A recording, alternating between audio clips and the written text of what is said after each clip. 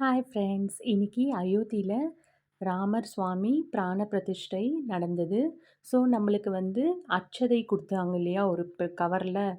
So, அந்த அட்சதைய சாமி கிட்ட வச்சுட்டு, நான் என்ன பண்ணேன்னா, ஒரு 5 தீபம் ஏத்திட்டேன். இது நான் மார்னிங் பண்ணேன். அதுக்கப்புறமா பிரசாதம்லாம் செஞ்சுட்டு, தேங்காய் உடைச்சிட்டு, சாமிக்கு பூஜையும் செஞ்சாச்சு. அதுக்கப்புறம் பார்த்தீங்கன்னா, ஈவினிங்கும் நம்ப 5 தீபம் வைக்கணும். ஆ சாமி அறையில 2, வாசல் வெளிய 2, அதுக்கப்புறமா 1 துளசி செடியாண்ட. இது நான் ஈவினிங் வைப்பேன். இப்ப நான் செஞ்சது காலையில நான் பூஜைய முடிச்சுட்டேன். இதோ பார்க்குறீங்கல்ல, இப்ப இதுதான் ராமர் சுவாமி, சீதா தேவி சுவாமி எல்லாருமே இருப்பாங்க. ஸோ, அங்க நான் பூ வச்சு பூஜைய முடிச்சாச்சு.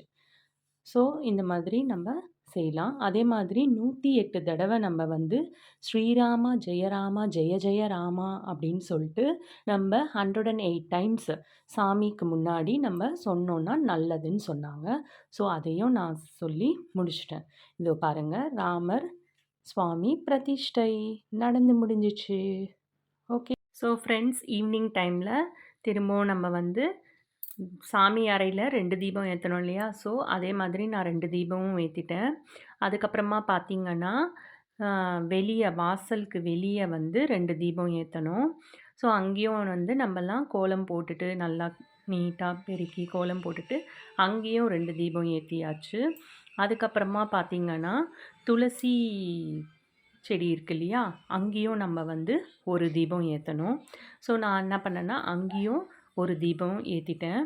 அதுக்கப்புறமா பார்த்தீங்கன்னா, அங்க அந்த செடியில நம்ப மஞ்சள், குங்குமம் கொஞ்சம் அங்க நம்ப வைக்கணும். ஸோ, அந்த செடியில நம்ப ஸ்ரீராம ஜெய ராம ஜெய ஜெய ராம, ஸ்ரீராம ஜெய ராம ஜெய ஜெய ராம, ஸ்ரீராம ஜெய ராம ஜெய ஜெய ராம, ஸ்ரீராம ஜெய ராம ஜெய ஜெய ராம, ஸ்ரீராம ஜெய ராம ஜெய ஜெய ராம, ஸ்ரீராம ஜெய ராம ஜெய ஜெய ராம, ஸ்ரீராம ஜெய ராம ஜெய ஜெய ராம.